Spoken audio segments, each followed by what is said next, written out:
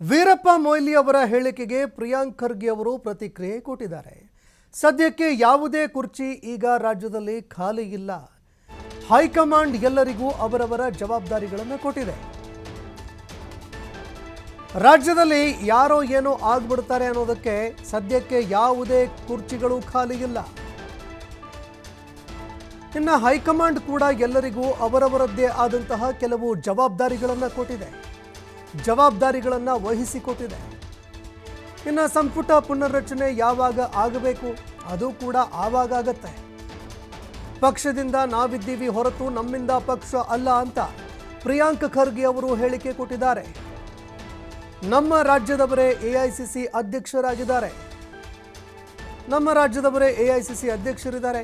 ಹೋಗಿ ಅವ್ರ ಜೊತೆಗೆ ಕೂತ್ಕೊಂಡು ಮಾತನಾಡಿ, ಸೋನಿಯಾ ಗಾಂಧಿ ರಾಹುಲ್ ಗಾಂಧಿ ಜೊತೆಯೂ ಕೂಡ ಮಾತನಾಡಲಿ. ಅಲ್ಲಿ ಇಲ್ಲಿ ಹೇಳೋದ್ರಿಂದ ಯಾವುದೇ ರೀತಿಯಾದಂತಹ ಬದಲಾವಣೆ ಆಗೋದಿಲ್ಲ ಅಂತ ವೀರಪ್ಪ ಮೊಯ್ಲಿ ಅವರ ಹೇಳಿಕೆಗೆ ಪ್ರಿಯಾಂಕ್ ಖರ್ಗೆ ಟಾಂಟ್ ಕೊಟ್ಟಿದ್ದಾರೆ. ಎಲ್ಲರಿಗೂ ಮಂತ್ರಿ ಸ್ಥಾನಗಳು ಕೊಟ್ಟಿದ್ದಾರೆ. ನೋಡಿ, ನಾನು ಪದೇ ಪದೇ ಹೇಳ್ತಾ ಇದ್ದೀನಿ ನಿಮಗೆ, ಈಗಾಗಲೇ ನಮ್ಮ ಹೈಕಮಾಂಡ್ ಅವರು ಎಲ್ಲರ ಜವಾಬ್ದಾರಿ ಅವ್ರಿಗೆ ಕೊಟ್ಟಿದ್ದಾರೆ.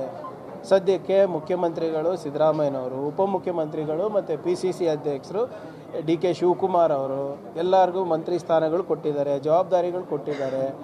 ಆ ಜವಾಬ್ದಾರಿಯನ್ನು ಸರಿಯಾಗಿ ನಿಭಾಯಿಸಿ ಅಂತ ಕೂಡ ಸೂಚನೆ ಕೊಟ್ಟಿದ್ದಾರೆ. ವೈಯಕ್ತಿಕ ಅಭಿಪ್ರಾಯಗಳು ಏನಾದರೂ ಇದ್ದರೆ ಹೋಗಿ ಹೈಕಮಾಂಡ್ ಹತ್ರ ಚರ್ಚೆ ಮಾಡಿ. ನಾನು ಬಂದು ಇಲ್ಲಿ ಮಾಧ್ಯಮದಲ್ಲಿ ಹೇಳೋದಾಗಲಿ ಅಥವಾ ಬಹಿರಂಗ ಸಭೆಯಲ್ಲಿ ಹೇಳೋದಾಗಲಿ ಅದು ಯಾವುದೇ ಮಾತಿಗೂ ಬೆಲೆ ಇರೋದಿಲ್ಲ.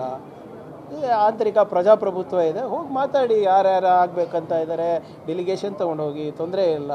ಆದರೆ ಸದ್ಯಕ್ಕೆ ಯಾವ ಕುರ್ಚಿನೂ ಖಾಲಿ ಇಲ್ಲ. PCC ಅಧ್ಯಕ್ಷರ ಕುರ್ಚಿನೂ ಖಾಲಿ ಇಲ್ಲ, ಉಪಮುಖ್ಯಮಂತ್ರಿ ಹುದ್ದೆನೂ ಖಾಲಿ ಇಲ್ಲ, ಮುಖ್ಯಮಂತ್ರಿ ಹುದ್ದೆಗಳು ಖಾಲಿ ಇಲ್ಲ.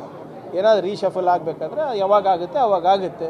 ಮಾಧ್ಯಮದಲ್ಲಿ ನಾನು ಪತ್ರಿಕಾಗೋಷ್ಠಿ ಮಾಡಿದ್ರೂ ಆಗೋದಿಲ್ಲ, ಬಹಿರಂಗ ಸಭೆಯಲ್ಲಿ ನಾನು ಎಷ್ಟೇ ಒದರಾಡಿದ್ರೂ ಕೂಡ ಆಗೋದು. ನೋಡಿ, ನಾನು ಪದೇ ಪದೇ ಹೇಳ್ತಾ ಇದ್ದೀನಿ ನಿಮಗೆ, ಈಗಾಗಲೇ ನಮ್ಮ ಹೈಕಮಾಂಡ್ ಅವರು ಎಲ್ಲರ ಜವಾಬ್ದಾರಿ ಅವ್ರಿಗೆ ಕೊಟ್ಟಿದ್ದಾರೆ.